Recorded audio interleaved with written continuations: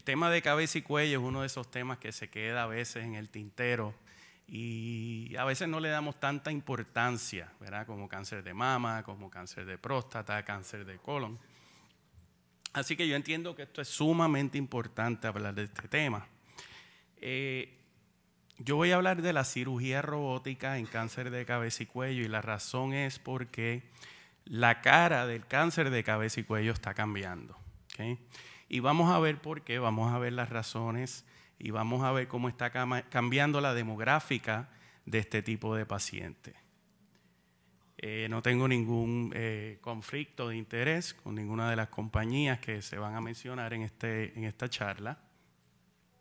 Vamos a hablar un poquito de cómo llegamos a lo de cirugía robótica, qué es lo que es cirugía robótica, la historia. Vamos a hablar también cómo se desarrollan las técnicas mínimamente invasivas en cáncer de cabeza y cuello, lo que es Transoral Robotic Surgery, esas son las siglas para TORS, que es la técnica donde vamos a abundar. Vamos a aprender indicaciones, vamos a aprender contraindicaciones. Vamos a hablar, que es bien importante, de los outcomes o verdad, lo que obtenemos funcionalmente hablando luego de estos tratamientos o lo que podemos lograr más importante aún en cuanto a lo oncológico, que entiendo que es lo más importante para nosotros. Como muchas técnicas quirúrgicas en el mundo, en Estados Unidos específicamente comienzan con las Fuerzas Armadas. Para cirugía robótica, esto comenzó como un proyecto de la NASA, cuando la NASA quería básicamente ayudar a los soldados en el campo de batalla para no tener en el grupo MASH, que era donde estaban los cirujanos de las Fuerzas Armadas, no tenerlos en el campo de batalla directamente y poder operarlos remotamente. Es decir, el cirujano puede estar a 20 millas, a 30 millas, a 40 millas de distancia del campo de batalla y poder ayudar a estos soldados. No fue hasta el 85 donde se hace la primera cirugía dirigida por un robot, que fue básicamente una biopsia de una lesión de cerebro. Pero en realidad no fue hasta los 90 en Estados Unidos, en Ohio, donde se comienza a utilizar la cirugía robótica y comenzó en la rama de la ginecología específicamente. En Inglaterra se hacen las primeras, en el mismo año se hacen las primeras cirugías prostáticas robóticas. Y sucesivamente en Ohio se hacen en el 99 cirugías robóticas y hoy en día básicamente en la nación americana o en el hemisferio occidental, la gran mayoría de las prostatectomías se hacen con el sistema robótico. La cirugía de cabeza y cuello ha sido el último en utilizar esta técnica. Nosotros somos los más nuevos, somos los rookies en esto. Llevamos aproximadamente 10 años, una década, haciendo esta cirugía y luego los que vienen en la fila detrás de nosotros son los neurocirujanos. Yo entiendo que esta foto es muy importante para el panel que tenemos aquí hoy, porque yo entiendo que esto es lo que nos va a decir a nosotros qué es lo que está pasando en la historia del cáncer de cabeza y cuello en el mundo entero. Esto es lo que estamos viendo, perdonen. Traté de darle el pointer. Ok. Esto es lo que estamos viendo hoy en día mayormente en las personas que ven muchos casos o están viendo en sus oficinas casos de pacientes de cabeza y cuello. Cabe recalcar que para uno diagnosticar, recuerden que no tenemos un buen examen, ¿verdad? Para nosotros hacer el tipo de diagnóstico temprano para este cáncer. Así que en realidad el examen físico del médico, ¿okay? Ya sea el oncólogo, ya sea el radiooncólogo, su médico primario, es sumamente importante en detectar estas lesiones, ¿verdad? a temprano. Esto es un tumor del lado izquierdo de la fosa tonsilar, ¿okay? Ese diagnóstico se puede hacer muy fácilmente en su oficina si solamente usted tiene un depresor de lengua y una buena fuente de luz. Cabe recalcar que muchos de estos tumores nos llegan en estadios avanzados, como muy bien menciona el doctor Hakim, simplemente porque no estamos mirando, la realidad es que no estamos mirando las gargantas, no estamos abriendo la boca, no estamos palpando. Este paciente es un paciente masculino de 56 años de edad que se presenta con esa lesión, que es un T2. T2 quiere decir que mide 2 centímetros o menos, y un N1 que tenía un nódulo en el cuello. Si preguntamos en el público que tenemos aquí presente hoy, ¿cuál sería el tratamiento ideal? Yo estoy seguro que el 90% o tal vez más de ustedes van a decir que esto va a ser tratado con posiblemente radioterapia y quimioterapia. ¿Okay? Y eso es lo que yo quiero traer. ¿Cómo nosotros llegamos a esto?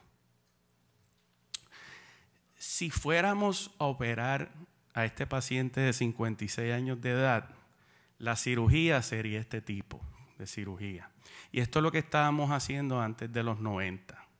Décadas de 70, 80, nosotros operábamos el 100% de estos pacientes.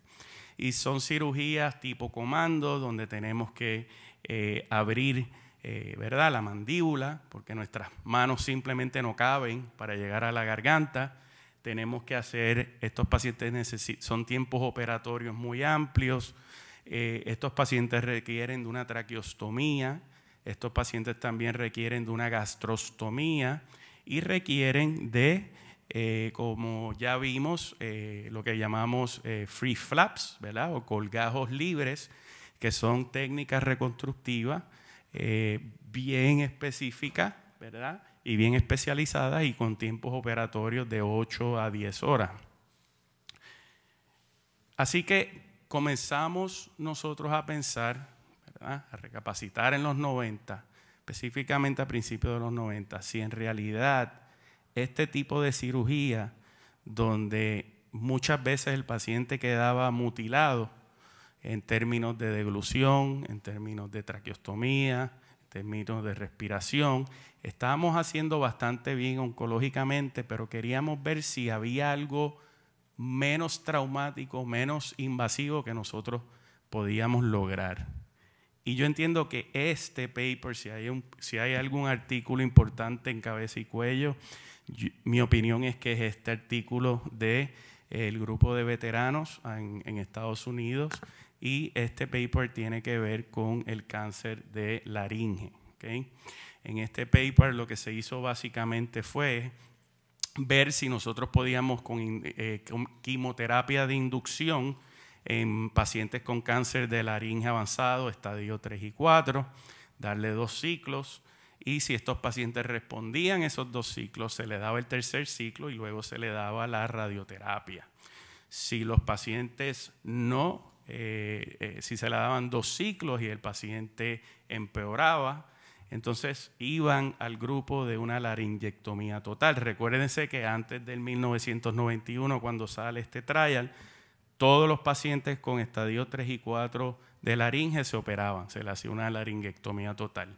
Se descubrió que en este estudio, interesantemente, se pudo básicamente evitar una laringectomía total en 64% más o menos de los pacientes.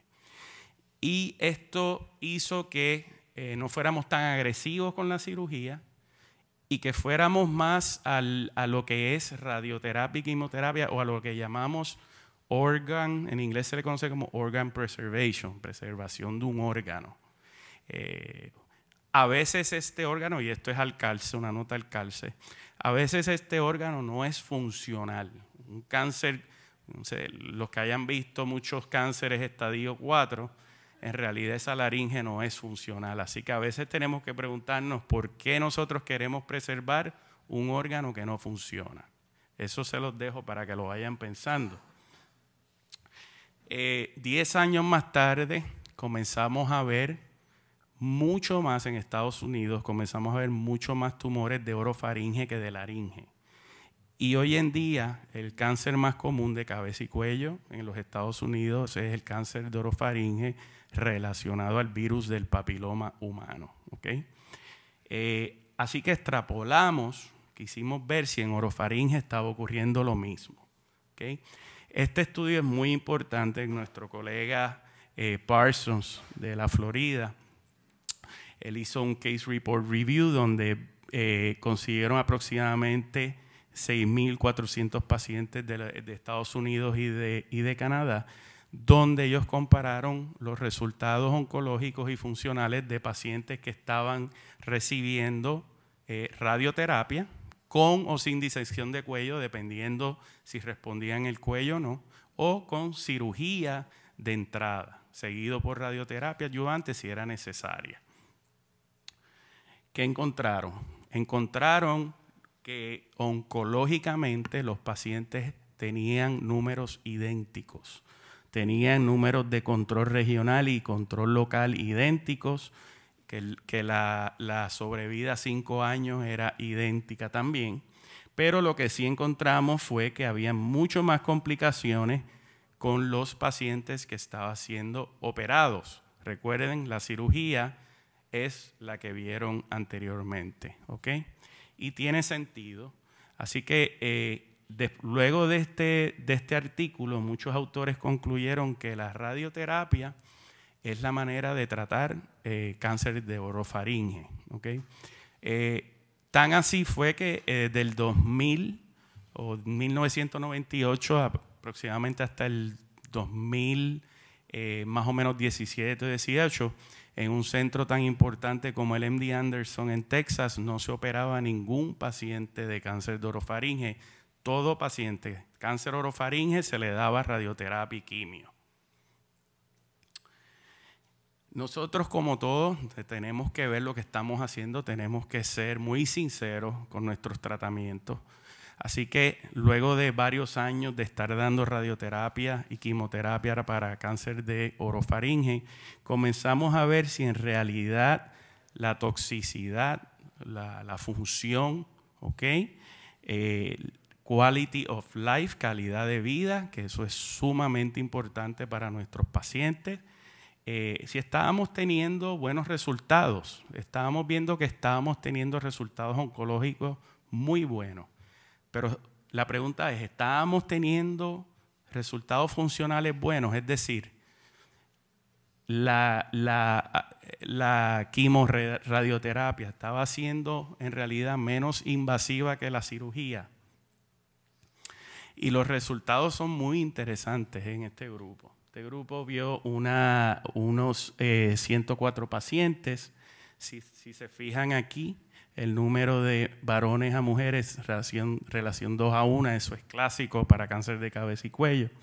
Y fíjense que ya para esa fecha, tumores de orofaringe mucho más comunes que tumores de laringe, que ya estaban ocupando el segundo lugar. ¿Okay?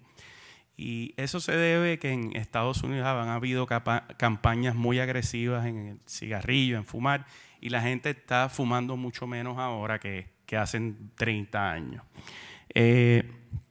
Todos eran estadios avanzados, como pueden ver aquí, y aquí lo que ellos hicieron, ellos compararon las técnicas de radioterapia que estaban utilizando de lateral opposing fields con los IMRT, que eran las técnicas de radioterapia más recientes, ¿ok?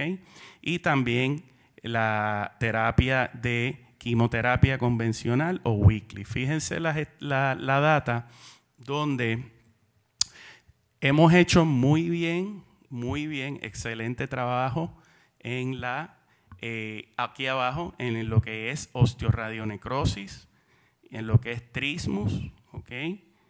Hemos hecho excelente trabajo ahí. Es decir, la osteoradionecrosis hoy en día en este tipo de cáncer debe ser mínima.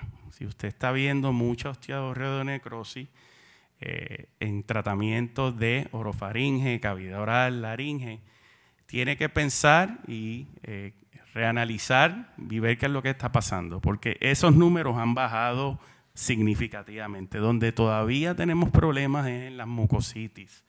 Las mucositis, no importa la técnica que estamos usando, todavía están bien altas.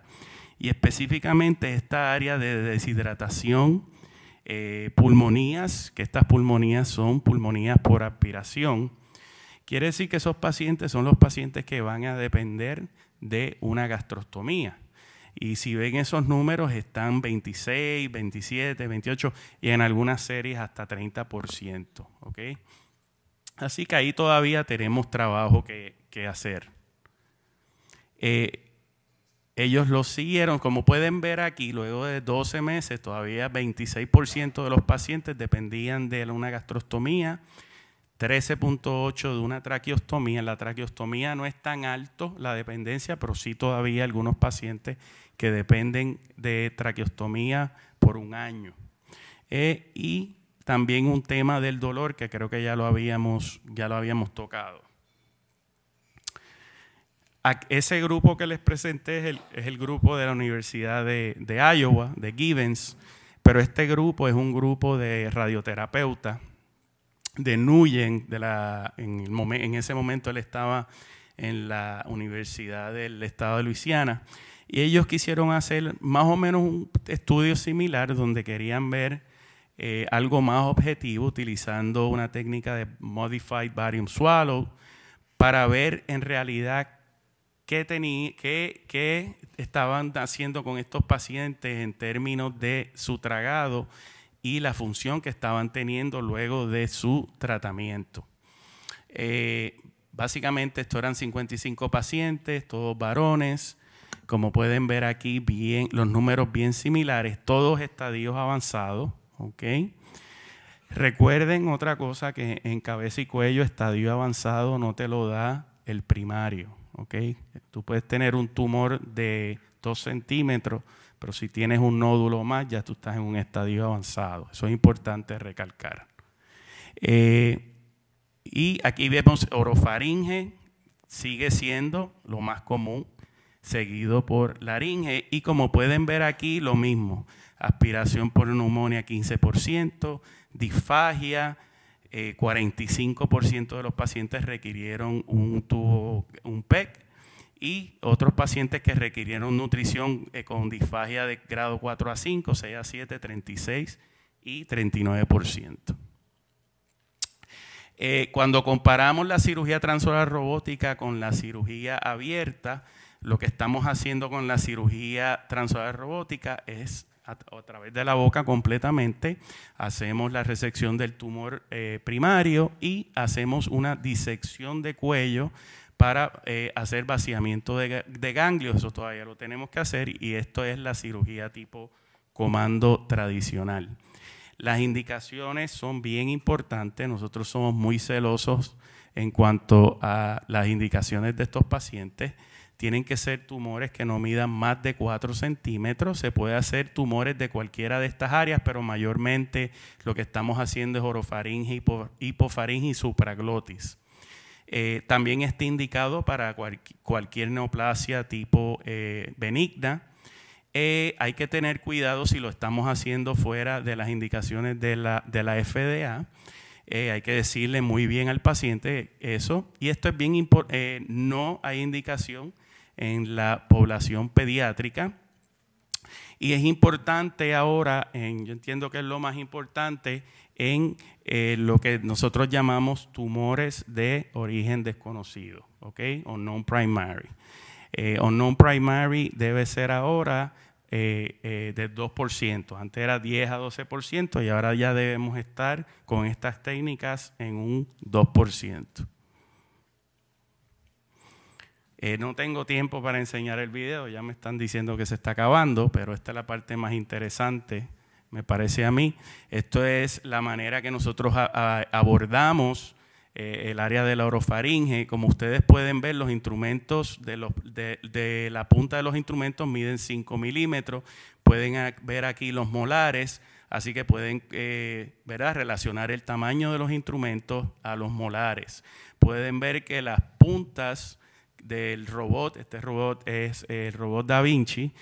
Pueden ver que las puntas del robot definitivamente tienen un ángulo de 360 grados y que es el que nos permite a nosotros ir a áreas de la base de la lengua que son imposibles accesar con instrumentos rígidos y rectos. El paciente siempre está en una posición supina y tenemos un asistente en la cabeza del paciente que tiene dos succiones tipo Jan Cowers, que son los que nos retraen, nos ayudan a retraer, nos ayudan a clipear arterias y nos ayudan con el humo que crea el cauterio. Como por el tiempo que no tenemos, lo voy a tener que avanzar.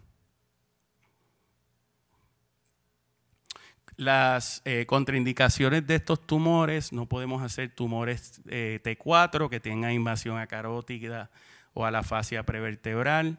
Tampoco podemos hacer tumores que tengan invasión mandibular. Si tenemos más de 50% de tumor en la base de lengua o en la pared faríngea posterior, tampoco, porque esos pacientes van a requerir un colgajo libre, así que esos pacientes preferimos hacer cirugía abierta tradicional. Bien importante, todo paciente que vaya a tener una cirugía transoral robótica hay que hacer un TAC para ver dónde está localizada la carótida interna. La carótida interna muchas veces está localizada retrofaringia y cuando tratamos de hacer ese corte retrofaringio podemos tener muchos problemas. Estas son otras relativas, contraindicaciones relativas. El hábito del paciente con macroglosia, trismo, ese tipo de cosas, pues no tenemos acceso por la boca, básicamente no lo podemos lograr. Yo quería, no sé si tengo tiempo. Ok, pues no le voy a poder presentar la segunda parte de la conferencia. Qué rápido se va el tiempo. De todas maneras, si me das un minuto, yo lo que quiero recalcar aquí, que esto fue lo que presentamos la primera serie que se hizo en Latinoamérica, la presentamos en New York, en la Federación Internacional de Cabeza y Cuello. Y ahí presentamos los primeros 23 pacientes y las funciones oncológicas y funcionales de esos 23 pacientes, donde vimos básicamente que tuvimos los mismos números, que es lo que quiero que vean aquí, de las primeras series de los profesores de nosotros. Weinstein fue mi profesor, fue el que me entrenó, pero tuvimos en los primeros autores que hicieron este tipo de casos, tuvimos unos números básicamente idénticos. Lo importante es saber de eso, que son cirugías que se pueden replicar y que se pueden recomendar. Otra cosa importante que quiero que vean acá son los resultados oncológicos de los pacientes que tenemos ya 5 años, ¿ok? Que esos son los primeros 23 pacientes. Si miran aquí, nosotros tuvimos márgenes negativos en los primeros 16 pacientes 100%, control local 100%, regional 94%, control distante 94%. Ahora, quiero recalcar que en pacientes con recurrencias o persistencias que estábamos haciendo cirugía de rescate, no nos fue tan bien. ¿Okay? Así que pueden ver que los márgenes negativos fueron 57% y bajó el control local. Lo que quiere decir eso es que todavía en cirugías de rescates, pacientes que ya han recibido radioterapia y quimioterapia, todavía el TORS, la cirugía robótica, tenemos que hacer más estudios en eso. ¿Okay? Como conclusión, ha sido una pieza fundamental en el armamentario de los cirujanos de cabeza y cuello. Podemos disminuir la morbilidad cuando lo comparamos con cirugías convencionales abiertas o hasta con quimioradioterapia. La de intensificación que ya habíamos mencionado, eso es extremadamente importante. ¿Okay? Cuando nosotros discutimos estos casos con la información patológica, en el tumor board vemos que muchas veces no tenemos que dar radioterapia a ciertas áreas. Podemos bajar la dosis de la radioterapia, que también nos ayuda en el área de los constrictores, y a veces podemos hasta obviar quimioterapia en muchos de estos pacientes. Okay. Muchas gracias.